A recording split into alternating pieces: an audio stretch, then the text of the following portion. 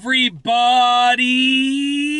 I'm here today with a simple driving lesson on adjusting driving in bad weather.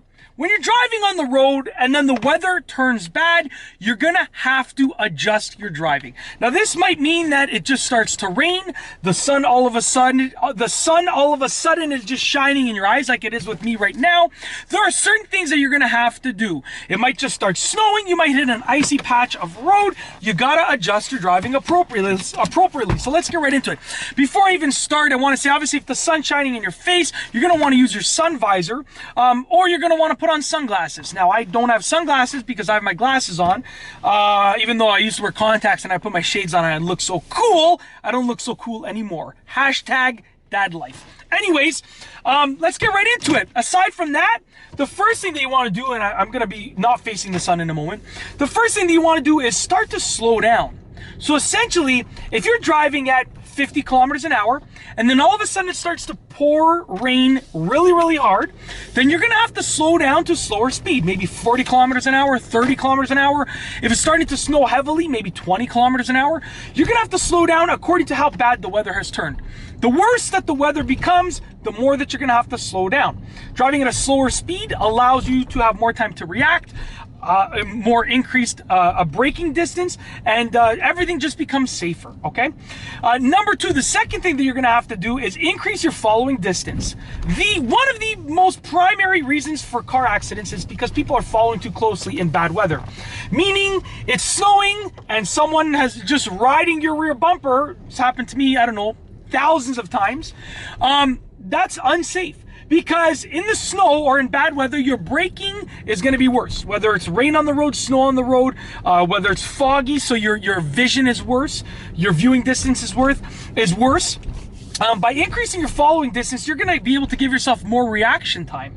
And more reaction time means you're less likely to get into an accident, okay? Number three, the third thing that you need to do is turn on your headlights and your tail lights. Thank you. What are you going to do? You're going to just jump in front of me? This person was about to run the stop sign. Is giving me a weird face like that, you know, exactly. And the weather isn't even bad right now. Maybe the sun was shining in his eyes because he was where I just was before. So the third thing is you want to turn on your headlights and your tail lights.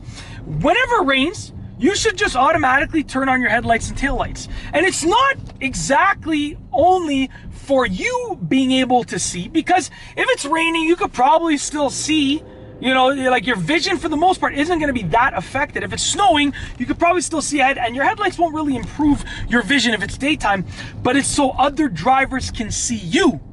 So meaning if it's raining, snowing, foggy, whatever the case is, you know, you want to turn on your headlights and your taillights so now other drivers can see you. Now for fog, there is one exception, which is that you're going to want to utilize your fog lights. If you turn on your high beams, the fog can actually reflect those beams back at you, which can be dangerous. So avoid turning on your high beams, but you want to maybe turn on your headlights and your fog lights, okay? I'm going to pull over right over here because this seems to be pretty good lighting for the video. Yeah, looks pretty good. So essentially, you want to make sure that you're turning on the appropriate lights, okay? And that is mainly so other drivers can see you. Yes, it's so you can see a little bit better if it's nighttime, but if you're turning on your headlights and taillights during the day, it's so other drivers can see you. The next thing is you need to become more alert and focused on the road. Now this means taking away any little bit of distraction that you might have. Like, so basically, you want to make sure that you're more focused. So like, instead of having your mind think about something else, you want to literally hone in your vision on the road ahead, spread out your viewing angle, so go further back, because if I'm here, I have this viewing angle. If I go further back, I have a wider viewing angle. That's a little trick. Go a little bit further back, get a bigger viewing angle, and allow yourself to hone in on what's happening on the road, okay? So make sure that you become more alert and focused. If you're a little bit fatigued, you want to wake yourself up, pull over to the side of the road or in a parking lot, do some jumping jacks, get back in the car. You want to wake yourself up, become more alert and focused on the road. Last but not least, actually there's one more after that, sorry, I was just looking at my notes. Number 5 is going to be related to number 4. Number 5 is eliminate the distractions. So if it was like really bad weather outside, I would not be talking to my camera as I'm driving, right? If I was on a hands-free phone call and it was bad weather, turned to bad weather, I would say, hey, Mom, Dad, listen, I'm going to call you back in half an hour when I get home because I don't want to be distracted from the road, right? You shouldn't be distracted anyways, but as drivers, we allow ourselves to have these little distractions that don't really take our focus off of the road, like maybe adjusting the radio station. But if it was snowing badly outside, I would not be touching the radio station. So any little distraction you want to eliminate. And last but not least, another way that you want to adjust your driving in bad weather is you want to potentially pull over. Meaning, if the weather becomes so bad, you want to pull over. I will tell you, I went on a road trip with my wife and kids. We drove about 22 hours in either direction, okay? We spread it out over multiple days. But we drove about 22 hours in either direction for her family's family reunion. And at one point, it was raining so hard and it was so foggy at the same time, you literally just could not see. It was insane. I could not see 10 feet in front of me. And everyone was driving so slow, so cautiously, that I figured we're not really making any distance anyways. We were driving like 5 kilometers an hour. We're not really gaining any distance anyway. So we just pulled over into a parking lot far away from the road and the drivers.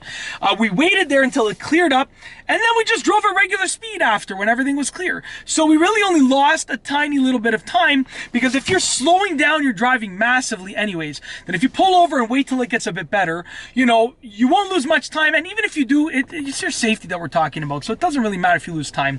Pull over, go for a coffee, go get a bottle of water, relax, whatever, watch some videos on your phone, and then just start up again when the weather's a little bit better. I've done it a few times in my driving career. Trust me, it's nothing to be ashamed of. You're going to make it home alive, and that's really what matters, and uninjured, okay? At the end of the day, that's the number one thing.